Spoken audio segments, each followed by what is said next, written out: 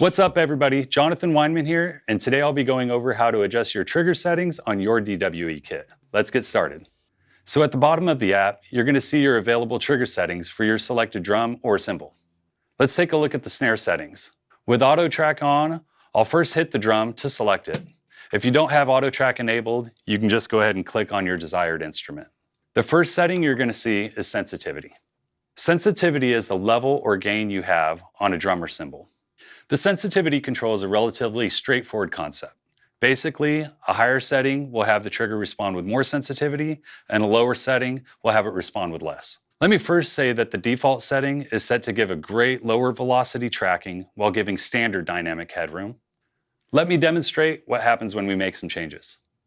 So currently we can see that the sensitivity is set to 10. If I lower the sensitivity, it's going to give me more headroom to be able to play the drum harder without maxing the drum out.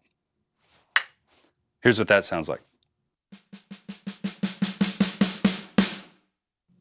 I really had to put a lot of force into the drum to get it to max out.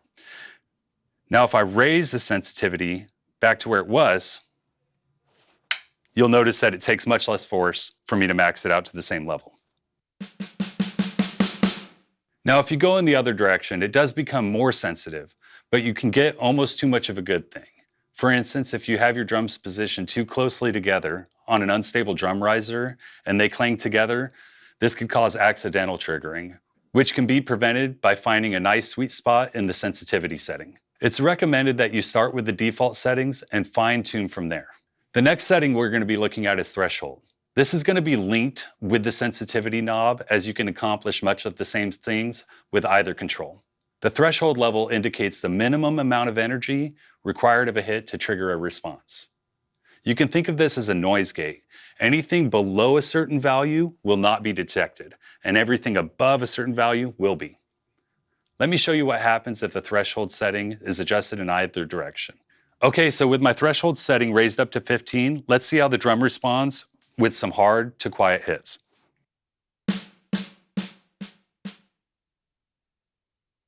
You'll notice when I got really soft, the drum stopped picking up those hits. This is because the threshold was too high to see those notes. Now, if I go in the opposite direction and lower the threshold,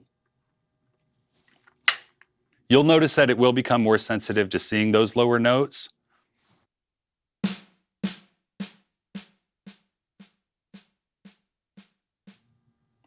However, just like with sensitivity, too much of a good thing can work against you in that you may get some accidental hits. So it's recommended to stay with the default settings to avoid this. Now the next setting we're going to look at is RETRIGGER. RETRIGGER is the release of the threshold setting after the loudest part of a hit. This is used to make sure that the kit is triggering smoothly. Just like sensitivity and threshold, the default setting is recommended, but if you find you're having some issues, some slight adjustments may help. The next setting is scan time. This is the amount of time that a hit is analyzed before triggering a response.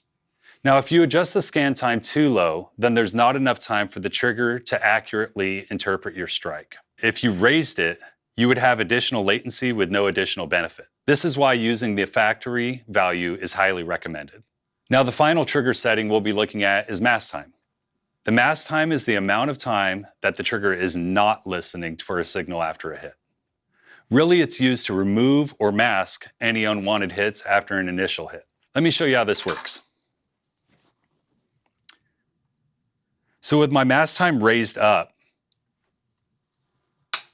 you can see I'm going to play some flams. You'll notice that the second note is not being recognized. It's being masked. Only one hit is coming through. Now, if I lower the mask time, you'll notice I get both of my notes in my flam. And this is what you want. As mentioned before, the default settings are a great starting place for most playing styles, so we recommend that you do not stray far from these settings. If you found that you have made some adjustments that are not working and you'd like to return to the factory reset, just follow these steps. For your selected instrument, go down and hit Edit, Factory Reset, and hit the drum. Now you're back to your factory settings for that drum. So now we've gone over the basic trigger settings, but make sure to be on the lookout for the other videos showing you how to set up your DWE kit for your playing style. Thanks again for watching, and we'll see you in the next video.